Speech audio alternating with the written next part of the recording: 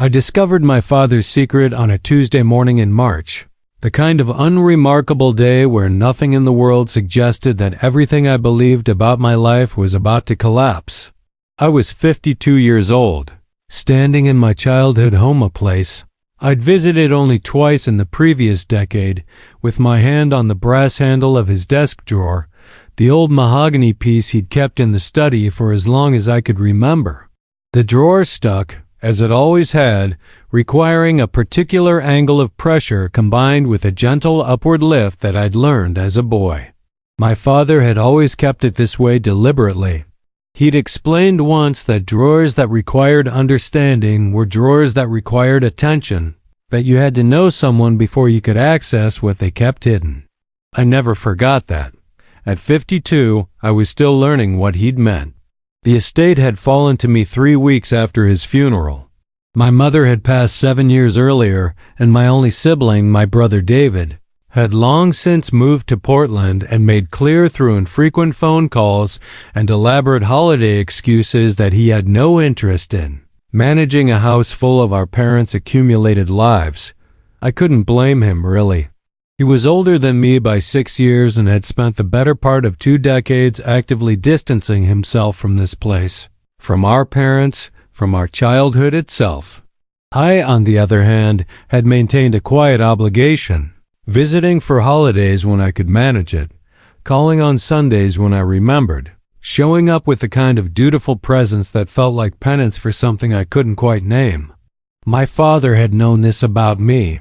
He'd acknowledged it only once, the last time I'd seen him alive, in the hospital 3 days before he died. He'd gripped my wrist with surprising strength and said, "You don't owe anyone your guilt, Harrison." I'd nodded, but I hadn't believed him. The desk drawer was heavy with something more than wood and time.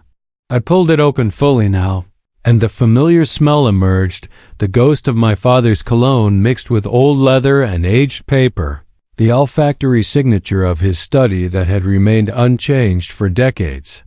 Inside, arranged with characteristic precision, were documents, financial statements yellowed with age, letters tied with ribbon, photographs in a cardboard box. And beneath all of that, a small metal box painted the color of dried blood. The photographs I recognized immediately. They were of my mother and father from before they'd married. Before me, before David, before life had settled them into the roles and routines and disappointments of middle-class American existence. My father was different in these photographs. His jaw was sharper, his eyes held something that suggested he believed he was going somewhere important. My mother wore flowers in her hair. She looked alive in a way I'd never seen her look except in these frozen moments. I pulled the metal box forward. It was heavier than it appeared, and the lid resisted at first before giving way with a small metal groan. Inside, beneath layers of tissue paper, were letters. Dozens of them. The envelopes were addressed in a careful, deliberate hand that was definitely not my mother's. And they were marked with dates spanning from 1989 to 1997. My hands began to shake as I picked one up. The postmark was from Seattle. The letter inside, when I unfolded it with trembling fingers, began with a phrase that stopped time itself. "My dearest Richard, I miss you more than words can express, and the distance between us feels like a physical thing some days, a space I can measure in miles but feel in my chest." My father's name was Richard. My mother had called him Rick. I had never heard anyone call him Richard except doctors and telemarketing calls. I sat down heavily in his desk chair, the leather cracking slightly beneath my weight. The office seemed to tilt slightly, as though the foundation of the house had shifted, and perhaps it had not the physical foundation, but something more fundamental, something about how I understood the architecture of my own existence.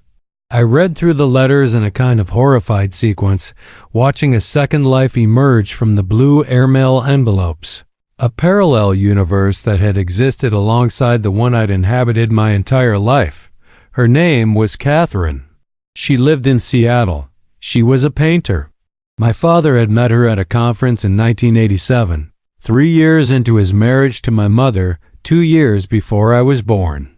They'd carried on what the letters made clear was a passionate correspondence for 9 years, discussing art and philosophy and dreams, sharing details about their lives in a way that became increasingly intimate across the decades of their communication. But there was something else in the letters that stopped my breath. References to meetings, conventions in San Francisco where they managed to steal a weekend together, a conference in New York where they'd spent 3 days in a hotel on the Upper East Side, details about a life lived in parallel to my own, carefully walled off from the people who loved him, from the people who believed they knew him. My father had been a man of profound discipline and reserve. He'd come home every day at 5:15, kissed my mother on the cheek, asked about our day in the tone of someone fulfilling an obligation, and spent his evenings reading in his study or watching the news with the volume turned low. I had never seen him display affection toward my mother beyond this practiced routine. I had never heard him tell her he loved her, though I was certain he must have at some point. The letters from Catherine suggested a man entirely different from the one I'd known, passionate, vulnerable, articulate about his desires and his loneliness. At the bottom of the box, beneath the letters, I found a photograph. My father and a woman I didn't recognize, standing in front of what appeared to be the Space Needle, his arm around her waist in a way I'd never seen him position himself next to my mother. They were both smiling, and Catherine, because the woman had to be Catherine, was resting her head against his shoulder. On the back, in my father's handwriting, Seattle, 1993. The only moments that felt like mine. I stood up suddenly, the photograph falling to the carpet. My chest felt tight, constricted. I was 52 years old. I was ostensibly a man with a career and a reasonably stable life, despite the divorce from my wife 7 years earlier, despite the strained relationship with my son, who was now 26 and spoke to me primarily through text messages, despite the years of quiet compromise and small disappointments. That seemed to define the male experience for men of my generation. I had built a life around the belief that my parents' marriage, while not passionate or particularly visible in its affection, had been stable, had been real, had been something worth maintaining if only out of a sense of duty and obligation. I had modeled my own marriage on their marriage, the same quiet acceptance of emotional distance, the same focus on maintenance rather than connection. And perhaps it had been this template that had ultimately destroyed my marriage, had left my wife saying, near the end, that she felt like she was living with a ghost, someone who came home and occupied the same space, but was never actually present. I sat back down and read through the letters again, this time more slowly. They tracked not just a romantic relationship, but an entire emotional evolution. In the early letters, Catherine asked repeatedly when my father would leave my mother, how much longer he could tolerate the situation, what the obstacles were to being honest. My father's responses grew increasingly elaborate in their justifications. He had children now. There were financial complications. My mother's family would view it as a betrayal. His career might suffer. He wasn't strong enough to weather the storm that such a revelation would create. But beneath the justifications was something else, a deep love for Catherine combined with an equally profound moral paralysis. He could not imagine hurting my mother. He could not imagine the disruption his actions would cause. He could not imagine himself as the kind of man who would simply leave. By the mid-1990s, Catherine's letters began to change. There was less pleading and more resignation, less hope and more bitter acceptance. She had met someone else in Seattle, a man named Michael who, according to one letter, looked at her with the kind of attention your eyes have never learned. She was engaged to him by 1996. She asked my father if he was happy for her. His response, which I found in a letter dated December of that year, suggested that he was trying to be. "Of course I want you to have the life you deserve," he'd written. "I've always known that I was never brave enough to give it to you." The letter stopped in 1997. Catherine's final correspondence was brief, almost clinical in its tone. "I'm married now. Michael is good to me. I've decided I need to let you go, Richard. I need to stop checking the mail for letters from you and stop imagining what might have been. Perhaps in another life, in some alternate version of events where either of us had been braver, this would have ended differently. But this is the life we actually have. And I think I need to stop waiting for you to choose me. You've already chosen. You chose a very long time ago. I found my father's response beneath it, unsent, written in what must have been a moment of profound grief that he'd chosen not to transmit.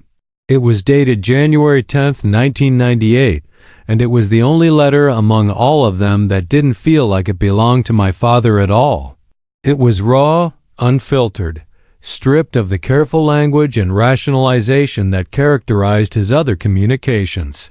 "You're right," he'd written. "I chose. I choose every day, and every day I wonder who I would have been if I'd chosen differently. I wonder if that version of me is the person I could have loved, the man you deserved. Instead, I'm this thing, this compromise, this ghost. I've become everything I feared, exactly the man my parents raised me to be. Respectable, stable, completely invisible to the people I love. I don't know how to unmake these choices, and I'm not sure I'm brave enough to try. I must have sat there for 2 hours, unmoving, holding these pieces of my father's secret life. The study grew darker around me as the sun moved across the sky. The house settled into its evening sounds, the creak of the floorboards, the distant hum of the refrigerator in the kitchen, the wind against the windows. Outside, the world continued its orderly progression toward dusk, toward night, toward morning, toward all the unremarkable days ahead where people would continue their lives without any awareness that I was undergoing a fundamental reconfiguration of my understanding of reality. My father had been a man with a secret, not a dramatic secret, not a criminal secret, not the kind of thing that would make for an interesting story at parties. It was the kind of secret that was perhaps more common than I wanted to acknowledge, a man caught between two lives, unable to relinquish one or embrace the other, so he maintained both in parallel, keeping them separate with the careful discipline of a man who had learned compartmentalization as a survival mechanism. He had loved my mother, I believe that now, reading between the lines of those unsent letters. But he had also loved Catherine. These two truths did not cancel each other out. They existed simultaneously, and my father had spent nearly a decade managing the impossible geography of his own heart. I wondered suddenly if my mother had known. I wondered if she'd suspected and chosen not to confront it, if she'd found evidence of her own in pockets or on phone bills and had decided that the stability of the marriage was worth more to her than the truth. My mother had been a woman of remarkable pragmatism. She'd never asked for very much, just the basic maintenance of a household, the reliable presence of a husband, the understanding that they had created a life together that was worth protecting. She had not seemed unhappy, though I realize now that I had perhaps not been paying very close attention. When you're a child, your parents exist primarily as obstacles or supporters to your own agenda. When you're an adult, if you're not careful, they remain primarily abstractions, the roles they've been assigned in your understanding of family structure, rather than fully realized human beings with their own complexities and desires. I put the letters carefully back into the metal box and carried it upstairs to my childhood bedroom. The house was quiet now, the way old houses become quiet when they know they're not going to get the kind of attention they crave, when they accept that they're in the final chapters of their useful lives. I lay on the bed where I'd slept as a teenager, where I'd first understood the basic architecture of adult disappointment, and I thought about my own failed marriage, my own son who barely spoke to me, my own careful construction of a life that seemed designed specifically to minimize risk and also, it turned out, to minimize genuine connection. My wife, Margaret, had given me 6 years. In those years, she tried repeatedly to create the kind of intimacy that might sustain a marriage. but I had been content to maintain the status quo, to accept her presence without truly engaging with her emotional reality. She'd finally confronted me 2 years into the marriage, during a couples therapy session that I'd attended with a deep belief that I was fine and she was the one with the problem. "You're not really here," she'd said, and the therapist, a woman named Dr. Patel, who seemed genuinely disappointed in me, had nodded in agreement. "Harrison," she'd said, "it seems like you're going through the motions of being married without actually allowing yourself to be married." I had blamed the stress of work. I had blamed my background, the fact that my parents had never been particularly physically affectionate, the accumulated weight of male socialization that had taught me that emotional vulnerability was weakness. I had offered all the standard rationales for emotional unavailability, and Margaret had listened and tried, and ultimately she had run out of the reserves necessary to love someone who was fundamentally unable to receive that love. When she'd left, moving to her sister's house initially and then eventually to Portland, she'd been kind about it. She'd held my hand and said, "I don't think you're a bad person, Harrison. I just think you might be a ghost, and I can't spend the rest of my life trying to love something that's not quite real." Now I understood with a clarity that felt almost violent exactly what she had meant. My son Marcus had been 12 when Margaret and I separated. He'd taken it with the kind of careful detachment that I now realized might have been a learned behavior picked up from me, the lesson I'd transmitted through a lifetime of emotional unavailability. After the divorce was finalized, Margaret had moved to Seattle to be closer to her sister, and Marcus had spent alternating weeks with each of us. By his late teenage years, he'd begun to manufacture reasons to spend more time with his mother, to extend his stays in Seattle, to gradually reduce the time he spent with me from equal custody to a complicated negotiation that ultimately resulted in him simply choosing not to be around me anymore. When he turned 22, he'd stopped coming home for holidays altogether. His birthday calls became text messages. I had not seen him in person in almost 3 years. I pulled out my phone from my pocket. It was 9:45 in the evening. I navigated to my messages and scrolled back through our recent exchanges, largely one-directional, with me initiating and Marcus responding in monosyllables or not responding at all. The last message I'd sent him was from 6 weeks ago. "Hey Marcus, just wanted to check in and see how things are going in Portland. Let me know if you need anything." His response had come 12 hours later. "Things are good." All good, I wanted to call him. I felt the urge rising in my chest, this need to connect, to tell him about the letters, to share this moment of revelation about his grandfather, to somehow use this discovery as a bridge back to a relationship that I'd allowed to atrophy through my own careful avoidance. But it was nearly 10 at night on the East Coast, which meant it was past 7 in Seattle, and I could imagine exactly how he would respond to a phone call at that hour, with confusion, with the assumption that something was wrong, with a kind of trapped politeness that would make both of us more miserable than we already were. I put the phone down. Instead, I opened the metal box again and read through my father's unsent letter. He'd written, "I don't know how to unmake these choices, and I'm not sure I'm brave enough to try." At 52 years old, I understood this sentiment with a completeness that seemed almost physical. There were choices I'd made to not push for more with my wife, to allow my relationship with my son to become characterized by distance and discomfort, to accept a career that had never truly satisfied me, but that had at least provided the kind of stability that felt safe. These were small choices, repeated daily, accumulated across years and decades into a life that was essentially not my own, but rather a series of compromises that I'd accepted as the cost of existing without causing disruption. But now, sitting on my childhood bed with my father's secret spread across my lap, I had to confront the possibility that this was not the cost of existing. It was the cost of not existing at all.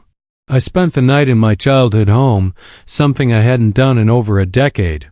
The house held its cold against me, the heating system sputtering inefficiently, and I lay awake in the darkness, thinking about parallel lives, about the moments where choices could have gone a different direction, about the space between who we are and who we might have been. Around 3 in the morning, I got up and went to my father's study. I stood at the window and looked out at the street where I'd learned to ride a bicycle, where I played catch with my father when I was 7, and he'd seemed to me like the most ordinary man in the world, someone who existed primarily to enforce bedtimes and manage disappointment with patient resignation. I thought about the years after Catherine's final letter, the decades my father had lived after she'd married someone else. Had he been sad? Had he gone through the motions of his daily life while some essential part of him remained in Seattle, frozen in time with a woman who'd finally moved on? Or had he gradually accepted the choice he'd made, integrated the regret into the fabric of his being until it became simply another texture of his emotional landscape, something he no longer consciously registered but that colored everything nonetheless? When morning came, I packed the metal box carefully in my overnight bag and drove back to my own house, a 2-bedroom colonial in New Jersey that I'd bought after the divorce, a place that was entirely mine and therefore entirely empty. I carried my father's secrets into my study and placed them in a locked drawer because I too, apparently, had inherited the need to hide things, and I sat at my desk and stared at my computer screen while my coffee grew cold beside me. This was a Tuesday. It was also a work day.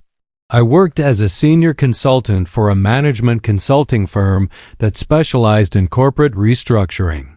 For nearly 25 years, I had spent my days analyzing the operations of struggling companies, identifying inefficiencies, recommending cost-cutting measures that usually meant, in practical terms, that people's jobs would be eliminated. I was very good at this work. I was good at it because I could maintain the appropriate emotional distance, could look at a company's organizational chart and see not human beings with families and mortgage payments and healthcare needs, but rather line items that could be optimized or eliminated. I was good at it because my own emotional unavailability had become a professional asset, a way of thinking about the world that was actually rewarded in the corporate context. I called my office and told them that I was dealing with a family emergency and would need to take a leave of absence for at least 2 weeks. My manager, a woman named Patricia, who managed to be both supportive and completely unsurprised by this announcement, asked if everything was okay. I told her yes, that it was just something that needed attention, and she said she understood that family was important, that she'd see me when I got back. She did not ask probing questions. She did not suggest that I come in and talk about whatever was going on.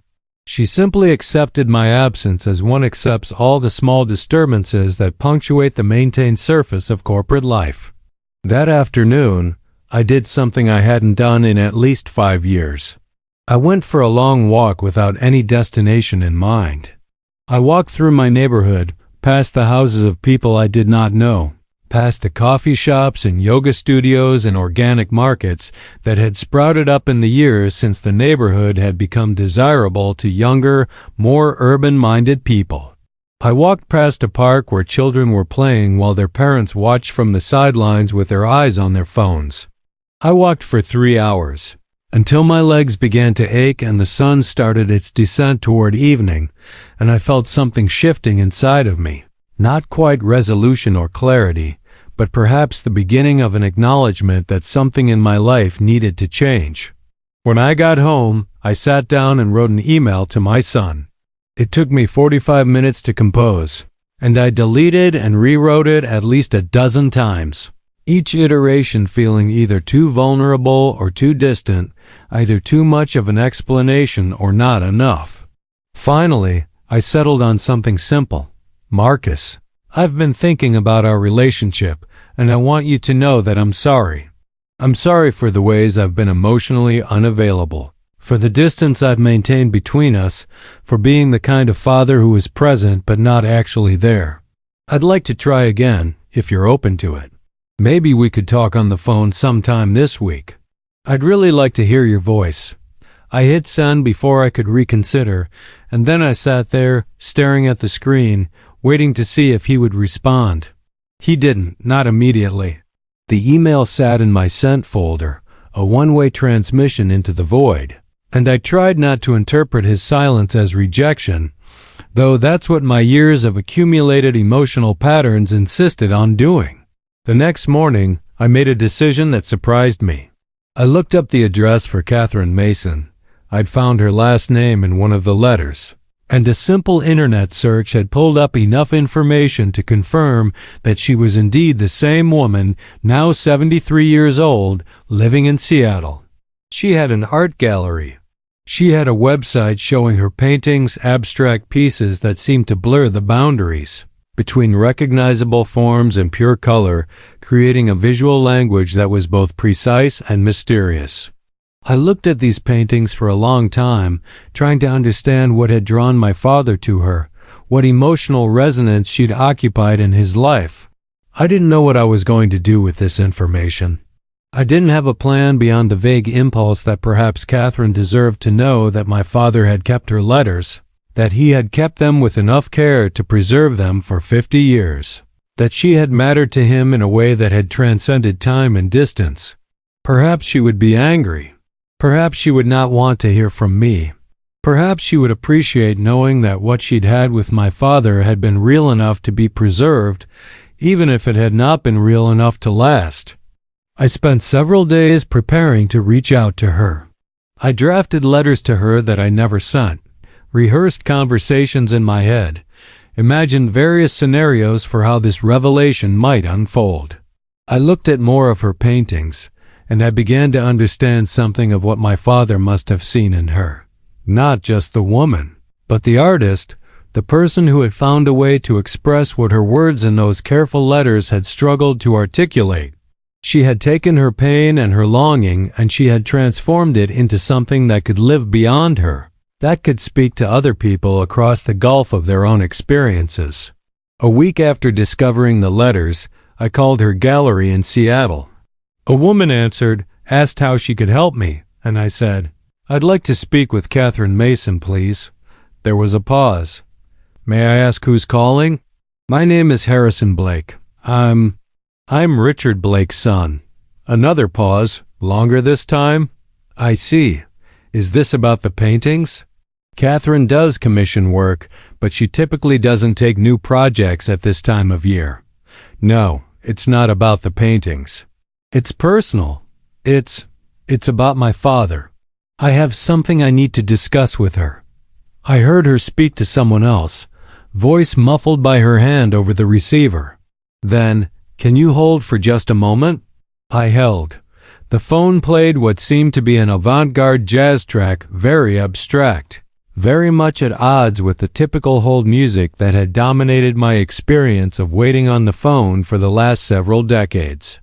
I stood in my study and looked at the locked drawer where my father's letters rested, and I wondered what I was about to set in motion. Then Catherine came on the line. Her voice was older than I expected, not weak, but textured with age, with what I imagined to be a life fully lived, a life that had continued on after Seattle and after my father, that had presumably included the marriage to Michael and whatever came after that. "Hello?" she said. "Catherine, my name is Harrison Blake. I'm Richard's son. I know this is going to sound strange, and I'm sorry to contact you out of the blue like this, but I need to tell you something." I heard her intake of breath, a small sound that suggested she understood immediately why I was calling, that she'd been waiting for this phone call for 40 years and had finally accepted that it would never come. "Your father died," she said. It wasn't a question. 3 weeks ago, I confirmed. He had a heart attack. He was 76. "I'm so sorry." "Thank you." "Catherine, I found your letters. All of them." He kept them in a locked box in his desk, and I found them when I was going through his things. She made a sound that might have been a sob or might have been something between breathing and not breathing. "He kept the letters?" "Yes, all of them. And Catherine, I need you to know that the last one he wrote, the one he didn't send, where he apologized for his choices, I don't think that's the most accurate representation of what he felt, because he kept those letters for 50 years. 50 years. He could have destroyed them. He could have let them go. But he didn't. He kept them like they were sacred. I could hear her crying now, not trying to hide it. "I'm sorry," she said. "I didn't mean to.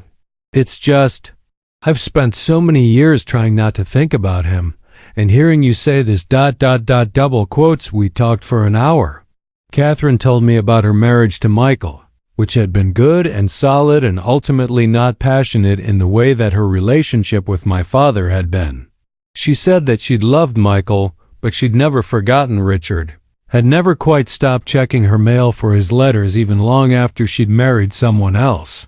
She'd finally had to make a conscious choice to stop, not because she'd stopped loving him, but because the waiting was destroying her ability to live her life. She'd channeled her heartbreak into her art, had found a way to transform the experience into something that could live beyond her own grief. "Your father gave me the language of my own paintings," she said. "Every abstract shape, every boundary that blur together, that's him. That's us. I couldn't have created what I've created without him, and I couldn't forgive him for not being brave enough to choose me. When we hung up, we didn't exchange promises to stay in touch. We both understood that this was a moment of closure, a phone call that needed to happen but that didn't necessarily open up an ongoing relationship. But Catherine said something at the end that I've thought about every day since. Your father was a good man who made a choice to be good at the expense of being honest. That's a very human choice, and it's also a very painful one. I hope you don't make the same decision. After we hung up, I sat in my study for a long time without moving. Then I did something else I hadn't done in many years. I pulled out a piece of paper and I wrote, not typed, but actually wrote by hand a letter to my son. I wrote it slowly, deliberately, trying to articulate something that had been locked away inside me for most of my adult life. I wrote, Dear Marcus, I'm writing to you because I need to tell you something about myself that I should have told you a long time ago. I'm not good at showing up emotionally. I'm not good at vulnerability or honesty or any of the things that actually matter in relationships. I'm very good at maintenance, at keeping things stable and unremarkable. And I think I've been very good at maintaining a relationship with you that is fundamentally empty. I've been there, but I haven't been present. Your mother tried to tell me this years ago, and she was right, and I'm sorry. I'm sorry that I've been your father in name but not in reality. I'm writing to you to say that I want to try to be different. I want to try to be honest with you about who I am and what I'm struggling with and the ways that I've failed you. I don't know if it's too late, or if you'll even want to hear from me, but I wanted you to know that I recognize what I've done, and I want to try to be better. I mailed the letter the next day. Then I did something even more difficult. I got on a plane to Portland. I didn't call Marcus to tell him I was coming. I knew that if I called, he would have time to construct barriers, to prepare an explanation for why he couldn't see me, to avoid the vulnerability of an unexpected confrontation. Instead, I looked up his address. He'd moved since I'd last visited, and I showed up at his apartment door on a Friday evening, unannounced, probably violating some fundamental boundary of human interaction that people have established to prevent exactly this kind of disruption. He opened the door.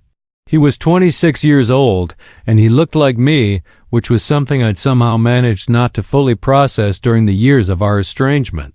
He had my eyes, my jaw, and he was looking at me with a mixture of surprise and something that might have been anger or might have been hope. Hello, Marcus, I said. I know this is unexpected, and I know I don't have a right to be here without warning, but I needed to see you. I needed to see you in person to tell you what I'm about to say. He didn't close the door. He opened it a little wider and said, Did something happen? Are you okay? No, I said. I'm not okay. And your mother was right about me, and your sister would be right about me if she was alive to tell me. And I've been a coward about the most important people in my life. And I want to try to stop being a coward. I want to try to be an actual father. I don't know if I'm any good at it, but I want to try. He stepped back and let me into his apartment. It was small, filled with books and records and the comfortable disorder that suggested someone who was actually living rather than maintaining. We sat on his couch and I told him about the letters. I told him about Catherine. I told him that I'd realized, through my father's secret life, how much of my own life had been predicated on avoidance and emotional cowardice. I told him that I didn't have any excuses, and I wasn't asking for forgiveness, but I was asking for a chance to be present with him in a way that I hadn't been before. He listened without interrupting. When I finished, he asked, "Did you reach out to Catherine?" "Yes, I called her." "How did that go?" "It was hard. It was sad. It was real. It was everything I should have learned to do earlier in my life." Marcus got up and went to the kitchen. He came back with 2 beers and handed me one. We drank them without talking, and the silence felt different than the silences that had characterized our relationship before. It felt like a beginning rather than an ending. "I don't know if I'm ready to just suddenly be close to you," he said finally. "I don't know if I can just flip a switch and forget about the ways you've been absent, but I appreciate that you came here. I appreciate that you're trying." "That's fair," I said. "I'm not asking for a switch to be flipped. I'm just asking for a chance." We talked for several more hours. He told me about his job. He was working as a software developer, which surprised me because I didn't know he was interested in computers beyond the casual teenage way. He told me about a relationship he was in, a woman named Sophie who worked as a copy editor and who he'd met at a friend's party 2 years ago. He told me about the ways that my absence had affected him, the particular loneliness of being a boy without a present father, the ways he'd tried to reach out and been met with emotional unavailability. He told me some things that were hard to hear, but he told me, and he didn't hold back. And I listened without defending myself or making excuses, and that in itself felt like a kind of growth. Before I left Portland, Marcus asked me if I wanted to meet Sophie. I said yes, and he invited me to stay for dinner the next evening at a restaurant not far from his apartment. Sophie was exactly the kind of woman I would have expected my son to choose: intelligent, engaged, genuinely interested in other people's experiences. She asked me questions about my work, about my life, and when I answered with the kind of surface-level responses I usually defaulted to, she pushed back gently, asked more specific questions, suggested that there might be more interesting things to talk about than my job title. "Marcus told me you just recently went through something," she said, toward the end of dinner. "That's one way to put it," I said. "What was it like?" And I found myself telling her about my father, about Catherine, about the realization that I had been living a half-life for years, maintaining the facade of being present without actually showing up. Sophie listened with the kind of attention that I'd forgotten people could give, the kind of real listening that doesn't interrupt with your own experience, but simply receives what the other person is saying and lets it matter. When I left Portland the next day, Marcus came to the airport with me. We hugged goodbye, which was something we hadn't done in years, and he said, "I'm glad you came." "I'm glad you're trying." "I'm going to try," I said. "I can't promise I won't fail, but I'm going to try." In the months that followed, things began to shift in ways that were subtle but perceptible. I increased my involvement in Marcus's life in ways that didn't feel forced or artificial. I called him once a week and we actually talked, not just exchanged pleasantries, but talked about real things, about his struggles with work, about his relationship with Sophie, about his own fears about becoming a father someday and worried about repeating patterns. I visited again in Portland 2 months later, and this time I stayed for a week. I met Sophie's friends. I went to Marcus's work and saw where he spent his days. I began to construct a more complete picture of who my son was, rather than relating to him through the abstraction of paternity. At work, I made changes too. My company assigned me to a consulting project for a pharmaceutical company that was considering a major restructuring. The project called for eliminating approximately 300 positions, mostly in the middle management tier. I was supposed to identify which positions could be cut without significantly impacting productivity, which employees might have other skills that could be deployed in different areas, which roles were simply duplicative or unnecessary. I spent 2 weeks on this analysis, and then I did something that my career had never prepared me to do. I told my manager that I couldn't recommend the restructuring as proposed. I recommended instead a reorganization that would preserve most of the positions but would require the company to invest in training and development. I recommended that instead of looking for ways to cut costs, they look for ways to make their existing employees more effective and more engaged. Patricia called me into her office the next day. She was not happy. "Harrison, I don't understand what you're doing. You've built your career on being able to identify cost-cutting opportunities. This recommendation is not going to go well with the client." "I know," I said. "Then why are you doing it?" I had to think about how to answer this question, because the honest answer was complicated and would require me to admit something about myself that I'd spent most of my adult life hiding. Because I've realized that what I've been doing for 25 years is essentially identifying the most efficient ways to hurt people. And I don't want to keep doing that. I don't want to keep living in a way that feels safe and economically productive, but that's fundamentally hollow. Patricia looked at me for a long time. Then she said, "If you turn in this recommendation, the client is probably going to reject it, and they're probably going to hire another firm. You might lose this account, which means you might lose your position here." "I understand," I said. "Why are you willing to risk that?" I thought about my father, about the decades he'd spent maintaining a life he didn't choose. I thought about Catherine's paintings, the way she'd transformed her pain into something that could live beyond her own experience. I thought about my son, who had learned from me that emotional unavailability was an acceptable way to be. Because I'm 52 years old, and I've realized that I might not get a second chance to be a different person. And if I keep living the way I've been living, I'm going to end up like my father, a man with a secret life. A man who kept the most important thing in his life locked away in a box because he was too afraid to be honest. The client did reject my recommendation. They hired another firm that gave them the restructuring they wanted. My firm lost the account, and I did, in fact, lose my position. But here's what's important. I didn't fall apart. I didn't collapse into despair. Instead, I felt something that I hadn't felt in years, a kind of lightness.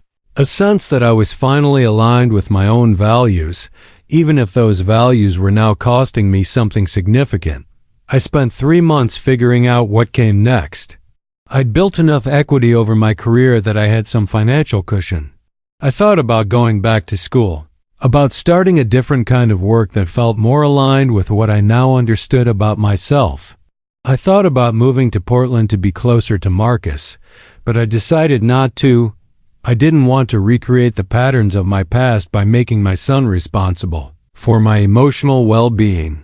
Instead, I stayed in New Jersey and I did something I'd never done before. I decided to be present to my own life. I started volunteering at a nonprofit that helped people in career transition. I worked with individuals who'd been laid off or who were making difficult decisions about their careers, and I tried to help them think through what actually mattered to them beyond what was safe or economically sensible. I started therapy, something I should have done years earlier. I reconnected with old friends who I'd let drift out of my life during the years of my marriage and my career focus. I started reading books that I actually wanted to read rather than books about business optimization and corporate management. I started taking walks and sitting in coffee shops and allowing myself to be bored, which is perhaps the most revolutionary thing I've done in my entire adult life. A year after discovering my father's letters, Marcus called me and said that Sophie was pregnant. He was nervous about becoming a father, but he was also excited in a way that I could hear in his voice, a kind of genuine anticipation for the future. I asked him what he wanted from me, and he said, "I want you to be there. Not in this big, dramatic way, but just to be present, to call and check in, to come visit when you can." to be an actual grandfather. I said I would do that, and I meant it, and I have done it. My granddaughter was born last October, on a Tuesday, the same day of the week that I discovered the letters, though I don't think that's anything more than coincidence. She was tiny and perfect, and she looked at me with a kind of focus that suggested she had no preconceived ideas about who I was, that I got to show her through my actions rather than inherit assumptions through her proximity to my past failures. I held her and I cried. Not because I suddenly felt like a grandfather, but because I realized that I was being given a second chance that my father had never had a chance to be present, to show up emotionally, to let my granddaughter know that she mattered to me in a way that went beyond the logistics of being present at scheduled events. I held her and I promised her silently that I would try to do better with her than I had done with her father, that I would find words for my feelings and share them, that I would be honest about my limitations and my failures, that I would try to be the kind of man who could receive love without hiding it away. My relationship with Marcus has deepened significantly in the years since I lost my job and made the decision to restructure my life. We talk regularly. We've gone on trips together, just the two of us, fishing in Colorado, attending a conference for software developers that I had no business attending, but where I was welcomed because I was Marcus's father, and I was genuinely interested in what his work entailed. We've had difficult conversations about his childhood, about the ways my absence had affected him, and we've worked through those conversations by being honest with each other rather than maintaining the kind of surface-level civility that had characterized our earlier interactions. I've also remained in touch with Catherine, though our relationship is complicated in ways that I didn't fully anticipate. We've exchanged several letters, actual handwritten letters, because it seemed important to maintain some of the ritualistic formality that my father and she had established all those years ago. She told me that receiving letters from me felt like a small resurrection of something she'd thought was dead, and she warned me gently that I needed to be careful not to expect too much from this connection, that some grief is simply permanent and not meant to be resolved. But she did send me a painting, one of her abstract pieces that I'd seen on her website. It arrived at my house 6 months after we first spoke, and when I unwrapped it, I realized that it was a landscape, or what appeared to be a landscape if you looked at it a certain way. There were blues and greens and a suggestion of depth, but also shapes that seemed to float free from any representational framework. It was heartbreaking and beautiful at the same time, and I hung it in my study where I could see it while I worked. I ran into an old friend from college recently, a man named David who I hadn't seen in 20 years. We were both at a coffee shop in Manhattan, and he recognized me and came over and asked what I'd been up to. I started to give him the condensed version of my life. The way I would have done 2 years ago. I'm in management consulting. I live in New Jersey. My wife and I are divorced, but then I stopped. Instead, I told him about my father's letters, about Catherine, about the way I'd realized that I had been living half a life and had decided to try to live fully. I told him about losing my job and finding it liberating. I told him about my son and my granddaughter and the way that vulnerability had become something that made my life richer rather than poorer. He listened with the kind of attention that suggested he was actually hearing what I was saying. And when I finished, he said, "Man, you've really changed." "I hope so," I said. The point of all this, and I realize that I've taken a long time to get to it, is that my father's secret taught me something that I never could have learned any other way. The secret itself wasn't particularly scandalous or dramatic. It was simply the story of a man who loved someone but chose not to disrupt the life he'd built, who maintained 2 separate worlds and never allowed them to fully collide, who died without ever allowing the people who cared about him to see the fullness of who he really was. And in doing that, he transmitted to me the template for my own life, a life of careful maintenance, of emotional distance, of prioritizing stability over authenticity. But I was given the chance to see that template before it became completely fixed, before I had spent another 30 years repeating the patterns of my father's life. I was given the chance to know why those patterns existed and what they cost, and I was given the chance to choose something different. I don't know if what I'm doing now is better than what I was doing before. Better is perhaps not the right word. What I'm doing now is more honest. It's more present. It requires more vulnerability, and that vulnerability carries with it the risk that I will be disappointed or rejected or hurt in ways that I've spent most of my life successfully avoiding. But it also carries with it the possibility of actual connection, of genuine relationship, of a life that feels authentically mine rather than like something I'm maintaining on behalf of people's expectations. My father wrote in that unsent letter that he didn't know how to unmake his choices. I've learned that you don't unmake your choices, you live with them, you understand them, and then you make different choices going forward. The life I lived for 50 years was real. The marriage, the career, the years of emotional distance, these were all real and they all shaped who I am. But I don't have to remain defined by them. Catherine said something to me in one of our letters that I've thought about almost every day since. The past doesn't have to determine the future. It's a simple thought, almost a cliché, but it's also the most radical insight I've had in my entire adult life. My father's secret has become my inheritance, not the secret itself, but the understanding of what secrets cost and the knowledge that it's possible to live differently if you're willing to pay the price of that difference. I'm 54 now. I have no idea how much longer I'll live. My father made it to 76. I might have 20 more years. I might have 20 days. I don't know. But what I do know is that whatever time I have left, I'm not going to spend it hiding. I'm not going to spend it maintaining a facade of emotional unavailability or protecting myself from the risk of genuine connection. I'm not going to die leaving behind a box of secret letters and unsent confessions. My father was a good man who made an understandable choice that cost him a life.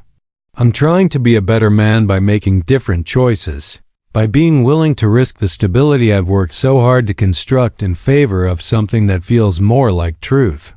It's not always comfortable. It's not always safe. But it's mine, and I'm grateful for every day that I get to live it.